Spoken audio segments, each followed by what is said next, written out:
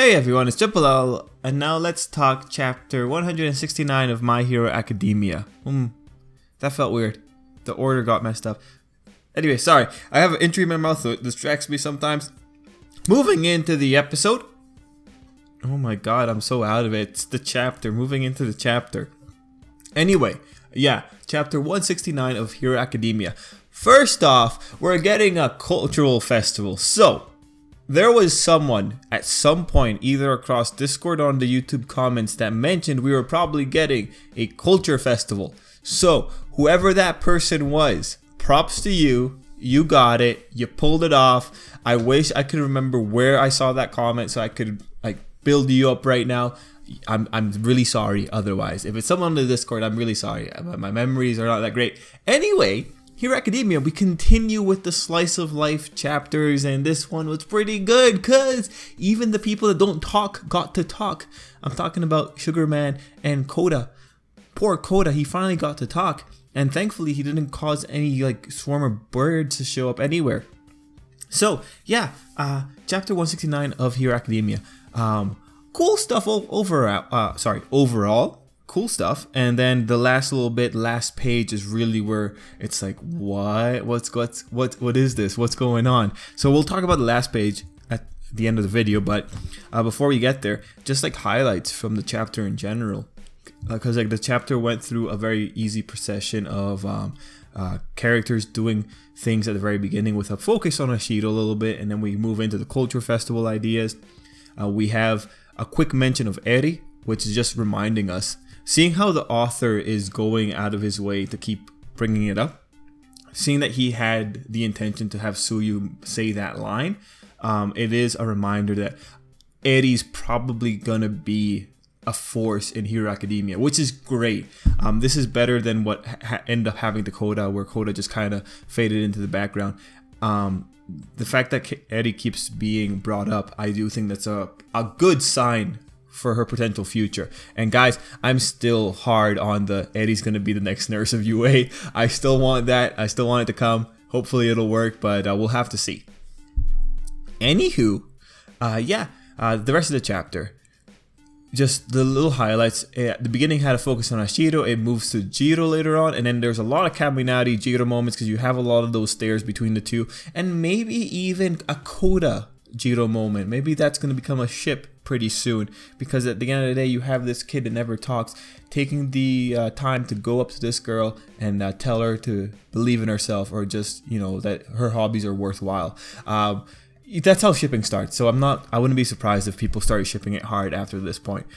Anyway, the slice of life portion of the chapter at the beginning, it's pretty fun. It's pretty fun. Like the highlights are when Ashido is breakdancing. Mineta makes the comment, if you're gonna wear a skirt, or sorry, if you're gonna wear panties, don't wear a skirt, which is just par for the course for Mineta. And then, you know, there's a lot of key Mineta moments, such as when Tsuyu ties him up and just strings him upside down for suggesting a titty bar. Just cool little stuff overall. Other things that we got that were highlights were like Todoroki showing a little bit of intellectual growth when it comes to ideas, just because he suggests doing something like a concert. Interesting that he doesn't really know what a concert is, because he says like something along the lines like it's something like this or something. Anyway, yeah, he does that. Other things is that if you notice with Izuku, Aoyama is like actually near him for a lot of the chapter. Like him and Izuku are hanging out. Like when they're dancing, it's him and Izuku dancing, which is nice. It's nice in some way to see that friendship already blossoming, and I actually really enjoy it. Other little things, just that we're getting a cultural festival and just the rules of how it works. Let's just talk about the suggestions, because the suggestions are pretty funny here. So we had the maid cafe, the arm wrestling tournament, haunted house. So interestingly, I read the translation 11 minutes when it was initially uploaded by Gemini's box, and it wasn't haunted house at that point. It was Bikiri house. Is that what it ends up translating to? And then like Toru says she doesn't know what a haunted house is. I don't get it. Like they have that trial of courage in the summer camp, but she doesn't know what a haunted house is. That was weird. My God, my words. Reading the chapter, that was really weird. Then we have other things in the suggestions that didn't really pop up when they were being suggested, such as the martial arts performance, most likely Ojiro, the murder fest, most likely Bakugo, the local history research presentation. Now that was interesting. I don't know who suggested that. Was it Izuku? I don't know. Anyway, the banquet for students of darkness, that was pretty cool. Like, guys, maybe it is Tokoyami that's the traitor. I mean, like, he's a student of darkness. Anyway, like, you know, we have the short play, which was Jiro's suggested the petting zoo. Jiro's suggesting fried octopus house. Interesting. I wonder who went for that. It must have been maybe Seto. Maybe Seto went for that. We have the Asian cafe, and then we have the other things like the study hall, the hero quiz. Oh wait, local history research presentation. Was that Ida? I think he made a note of that. Anyway, the soba house. That's also very traditional. And the frog music chorus. So that's... I don't want to typecast, but that's probably Suyu. Anyway, like, there were some really funny suggestions in there. Yeah, actually, I just looked at the chapter. It was... The local history was Ida. Anyway, you know, really, really cool suggestions. And then the second half is where we have the kids deciding what to do, and it turns into like the build-up Jiro moment with Koda and Kaminari coming in there, which I really liked. And Jiro in this chapter, she has, I think, some really good panels. The panel of her getting embarrassed is really cute. The panels of Koda running up to her is also very adorable. And just seeing how bashful she is about the whole music thing. You know, overall, some really cool stuff. It looks like we're heading into a Jiro focused arc, at least since we're going to be making a event that revolves around music. I think it's reasonable to expect her to get some focus, and when she gets focus, it's now clear that Kaminari and Koda are also going to get bumped up in there. So ultimately, pretty fun stuff. I'm very excited, and I just to point out, if we do end up getting a Jiro focused event, or like if in the next couple of chapters for the cultural festival we have Jiro being in there the most, well, you know, being in there to a degree that people would call it a spotlight arc, it'll be interesting in that Jiro is one of the top 3 females, and we know that from the second popularity poll where she came in a little bit above Suyu. So if we see that, that's just like that makes sense. That would totally make sense that Jiro is gonna get her time ahead of a lot of other people.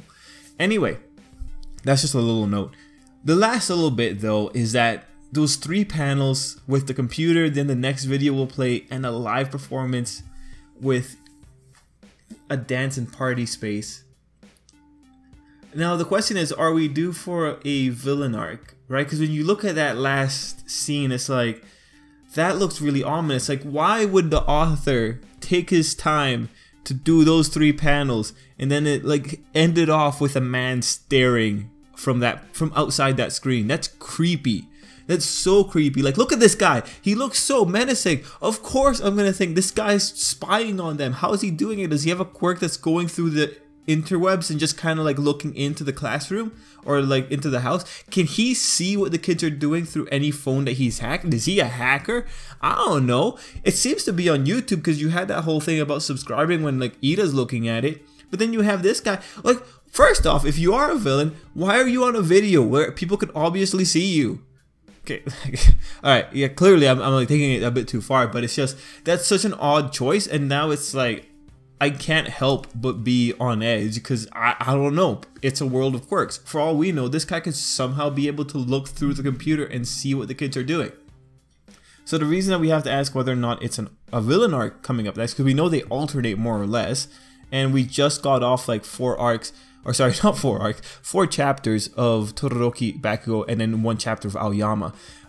Is that a big enough arc to justify going into a villain arc now?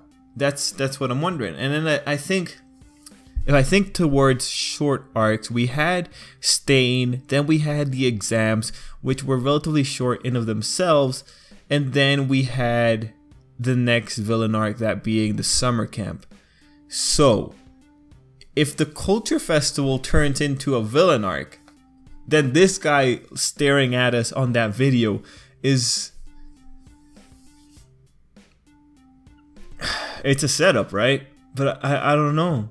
I don't even recognize the man. Is he like... Maybe he's actually Jiro's dad. Maybe that's a video of Jiro's dad and the author's trying to be funny. I don't know, man. He does this and like it's a freaking cliffhanger. He must have thought, you know what? Gonna make this more ominous than it is. And then gonna have a nice little funny payoff. It'll help in the rankings, but it'll just be here to like bother people. Man. But this is actually the most forward he has been if this actually is a villain. This is the most forward he's been with this kind of just blatant cliffhanger that readers are supposed to pick up on.